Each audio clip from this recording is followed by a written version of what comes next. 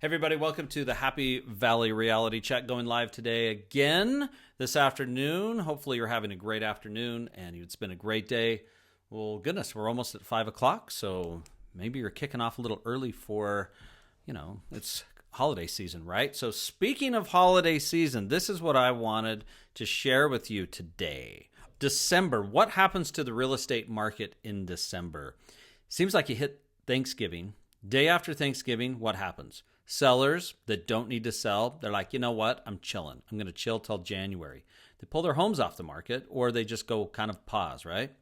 And everybody starts thinking about all of the holiday stuff. So there are a group of sellers that do need to sell their homes. And that means they might be kind of forced into it, right?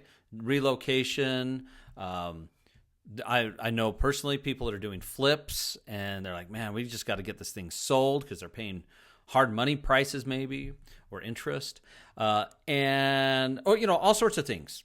People have life changes and they can't wait for the holidays to end. They got to get that house sold. So as a buyer, this could totally put you in the driver's seat. Now, right now, there's a lot more listings than there are buyers. This is a complete changeover from a year ago. Homes are sitting on the market longer. There are price reductions everywhere. And in fact, people that are selling their homes are even pulling their homes off the market, right? So that means that buyers are starting to take a little bit more command. They can start offering more competitive prices for themselves.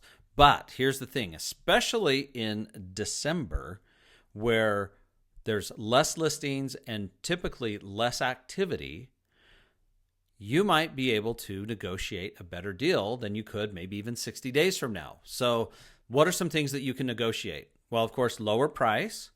You could potentially negotiate more in concessions. That means closing costs. And a really popular one right now is the 2-1 buy down. Or a 3-1 buy down, basically a temporary buy down. Now, I do get that question a lot. What's the difference between a temporary buy down or a permanent buy down? Or is there a difference? Is a buy down a buy down? Well, there is a difference.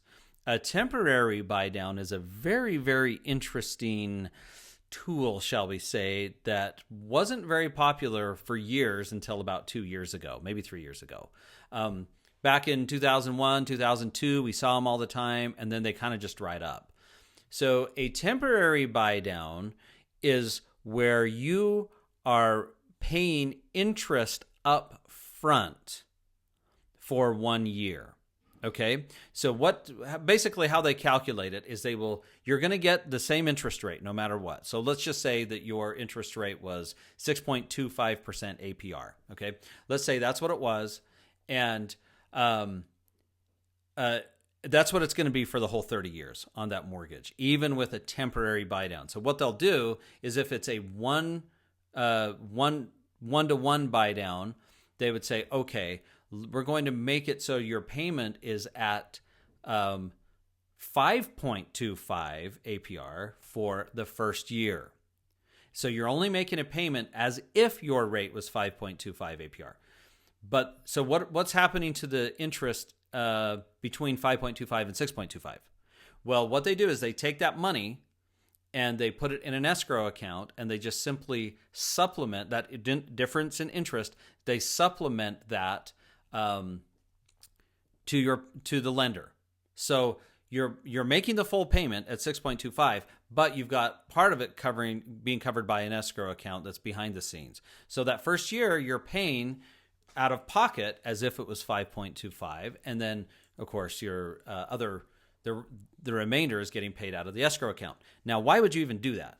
Well, the advantage is you can get your sellers sometimes. The sellers are eligible to pay that difference. So it's kind of like getting the sellers to pay the interest. This is what home builders are doing right now. They got tons and tons of inventory stacking up. So they don't want to drop the price of their homes. They want to give incentives, because if they drop the price of their homes, then it hurts their appraised value through all their neighborhoods. So they would much rather give you a big chunk in 2, 3-1 buy downs. So a 2-1 buy down or a 3-1 buy down just means you're going down another interest point, and supplementing that as well. So now there is an advantage to this, by the way. That advantage is simply this. If you refinance that loan before the buy down period is up, then whatever money is remaining in that escrow account will go to reduce your principal on the loan. So if say for example, the seller gives you $15,000 in a temporary buy down, let's call it a 2-1 buy down. And after a year you refinance and you still have $8,000 in that, or $5,000, let's call it $8,000 arbitrarily. You have $8,000 in that account. Well, when you go to refinance, then that $8,000 goes to pay down your loan. So that's the biggest advantage. It's a great tool because if the sellers are paying for it, then you get that even if the rate maximizes out by the end of the buy down, or you didn't just throw money away, you get it if you refinance. So a permanent buy down is where you're just paying points to get a lower rate. And you could refinance 6 months down the road and it doesn't matter, that money's gone. It's out the window. So anyway, I don't usually recommend paying a lot of points if it looks like, or a lot in points, if it looks like your rate or you have an opportunity to refinance, in the next year or two, because usually it doesn't pan out. Okay, so I hope that helps, but you could get those incentives. There's ways to work it so that you could get a really good deal on a house, especially new construction right now. There's lots of good deals there. There's also other people that just need to get their house sold, and they're looking for that great buyer just like you. So Lexus ain't got nothing on anybody. You don't want a big bow on a car that depreciates.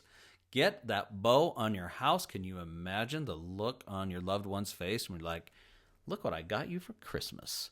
And by the way, word to the wise, if you get a new home for Christmas, you might be able to leverage that home down the road, like for birthdays, anniversaries, Valentine's Day, that kind of thing. Say, man, we got the house for Christmas, and it's also Valentine's, and it's also birthday, and all those things. So that will only last so long. Trust me, that'll only last so long. But you might get some. Anyway, so let's go shopping. Let's go holiday shopping for a house. It's a great time. The real estate side, we can help you with the real estate side. And of course, pre-approval. Let's get jumping on that right away and get that big red bow for Christmas. Anyway, hope that helps. Talk to you soon.